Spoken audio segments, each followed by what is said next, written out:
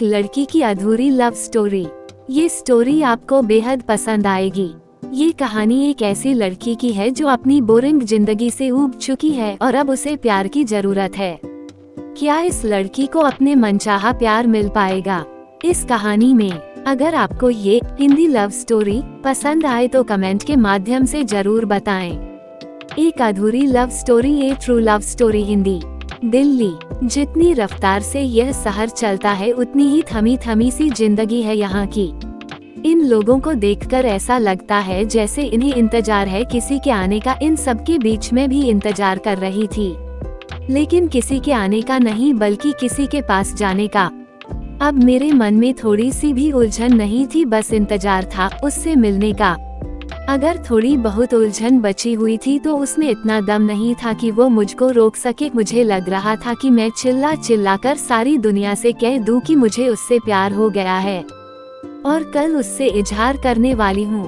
पर बताऊं तो कैसे? काश मेरी कोई छोटी बहन होती या फिर कोई दोस्त जिससे मैं अपने मन की बात कह पाती। मेरा मन किया कि मम्मी को बता दूं, लेकिन मेरी उलझन तब और बढ़ गई जब मुझे ख्याल आया कि अगर उन्हें पता चला तो वो मुझे घर से बाहर भी न निकलने देंगे। उन्होंने गांव जरूर छोड़ा था लेकिन वहाँ के विचार नहीं। वैसे भी पापा मम्मी इन चीजों में कहाँ विश्वास रखते हैं और मेरी कहाँ सुनने वाले थे। हम गांव से आकर शहर में जरूर रहते हैं और पापा एक उच्च पद पर सर्विसमैन भी है, लेकिन उनके ख्यालात अभी भी गांव वाले हैं।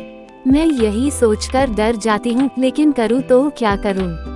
अपनी लव स्टोरी किसके साथ शेयर करूँ? लेकिन मैं उसे भुला भी तो नहीं सकती हूँ क्योंकि उसको इतना पसंद जो करती हूँ।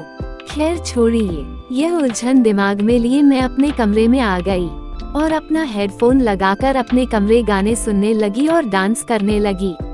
कुछ समय हुआ ही था, तभी थोड़ी देर में दूसरे कमरे से आवाज आई, आज सोना नहीं है क्या बेटा? 11 बजे बज रहे हैं, सुबह कॉलेज नहीं जाना क्या? लेकिन आज मेरे कदम कहाँ रुकने वाले थे। इतनी खुशी जो हो रही थी कि शब्दों में बयान करना मुश्किल था। मैंने नाचते हुए ही कहा, हाँ मम्मी बस सोने ही वाली हूँ, अब सो जाए। अगर आज मेरे कोई नाचने का कोई मजाक उड़ाता तो भी मुझे आज कोई परवाह नहीं थी। अभी मैं नाच ही रही थी, तभी पानी की तेज बूंदें मेरे चेहरे से आकर टकराई और मुझे आंखें खोलने पर मजबूर किया। पता नहीं उस टाइम मुझे क्या सूझा।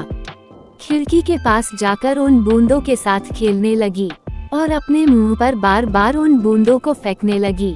इतने में पता नहीं मेरे मन में क्या आया, खिड़की बंद की और अपनी डायरी निकाली जहां पर मैं अपने बारे में लिखती थी।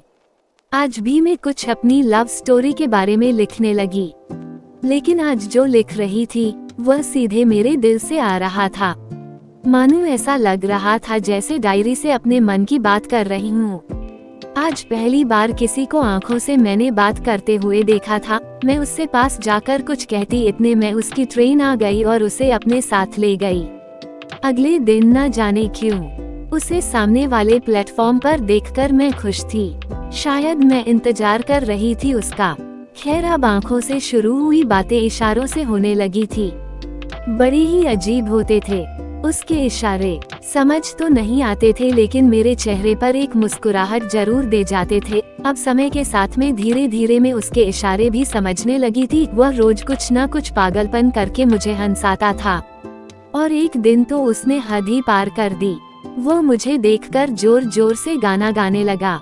इससे पहले कि मैं उससे बात करती उसको स्टेशन मास्टर ने पकड़ लिया और उसे अपने साथ ले गया। उस दिन बहुत हंसी थी मैं। शायद मुझे भी उसके इसी बचपने और पागलपन से प्यार हो गया था। उसे देखकर मुझे ऐसा लगने लगता था कि जैसे मेरा बरसों का इंतजार खत्म हो गया हो। अब जिंदगी ने एक रफ्तार पकड़ ली थी।